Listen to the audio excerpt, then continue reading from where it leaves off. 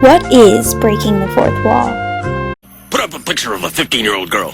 Now put a crown on her. There's your princess. Oh, wait, sir. I found a picture of the actual princess. All right, put it up there.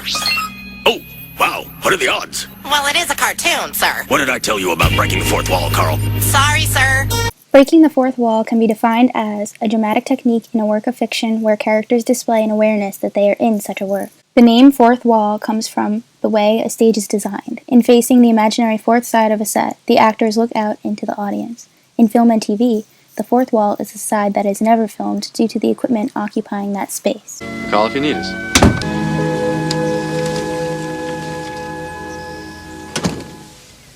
They bought it. So Simran, the other day I was watching Ferris Bueller's Day Off, and I noticed that Ferris often looks at the camera and addresses the audience. Why do you think he does that? Actually, Rafaela, that is a technique commonly used in film. It's known as breaking the fourth wall. Sounds interesting. What is that? Breaking the fourth wall is when a character in a movie or a TV show looks directly at the camera, often proceeding to directly address the audience. In order to fully understand the usage of breaking the fourth wall in film, we need to look into its usage in theatrical performances. Breaking the fourth wall has been used in plays since ancient Greek times. The chorus, an important feature of many Greek plays, provides commentary about the characters of the play to the audience. Many musicals use breaking the fourth wall to give the audience information in an engaging manner. Occasionally they address the audience through songs. This is seen in Mary Poppins and Fiddler on the Roof. Hello, art lovers.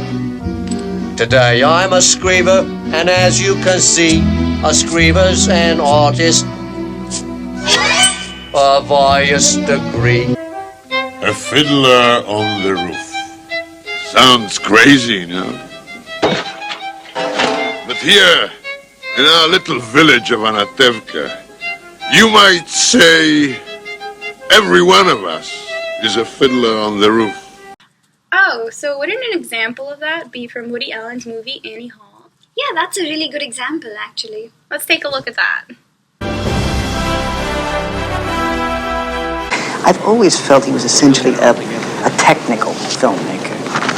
Granted, La Strada was a great film. Great in its use of negative imagery more than anything else. But that central cohesive core, Stop listening lead to a hot medium. What I wouldn't give for a large sock with horse manure in it. Which he uses essentially What do you do when you get stuck on a movie line with a guy like this behind you? Wait a minute, why can't I It's give just my maddening. opinion? It's a free country. He can give you. You have to give it so loud. I mean, aren't you ashamed to pontificate like that? And the funny part of it is, Marshall McLuhan, you don't know anything about Marshall McLuhan's work. Really. I happen to teach a class at Columbia called TV, Media, and Culture. So I think that my insights into Mr. McLuhan, well, have a great deal of validity. Oh, do you? Yeah. Well, that's funny because I happen to have Mr. McLuhan right here. So yeah, just let me come over here a second. Oh, I heard what you were saying. You know nothing of my work. You mean my whole fallacy is wrong. How you ever got to teach a course in anything is totally amazing. Boy, if life were only like this. This scene from Woody Allen's Annie Hall utilizes the technique of breaking the fourth wall when the male character, Alvy Singer, directly addresses the audience. This example shows how this technique enhances comedic effect by reminding the viewers that they are watching a film. At the end of the clip, Alvy says, "Boy, if only life were like this," alluding both to the fact that he is in a movie, as well as that he wishes he could conclusively prove that the allegedly misinformed professor behind him in line is wrong. This scene creatively plays out an imaginary scenario, displaying the type of stream of conscious thought that often occurs to people. In this type of thought, people often envision scenarios that they would like to have happen. This representation of the technique bolsters the characterization of Alvy as droll and imaginative. Salam and good evening to you, worthy friend. Please, come closer. Too close, a little too close. There. Welcome to Agrabah, city of mystery, of enchantment. The finest merchandise this time revelation on sale today. Come on down. Look at this. Yes, combination hookah and coffee maker. Also makes chili and fries. Will not break. Will not. It broke. Wait, don't go. I can see that you're only interested in the exceptionally rare. I think then you would be most rewarded to consider this.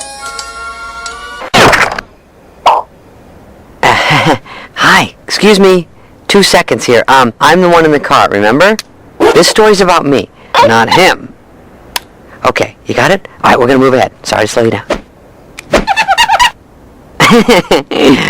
In the Aladdin scene, the audience has a physical presence as an internal character, which is displayed first when the narrator greets the audience.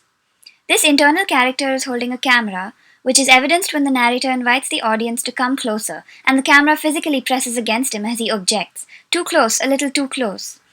Then, the narrator attempts to peddle objects to this internal character. His last attempt is to sell the mythical lamp, seducing the internal audience by means of a story.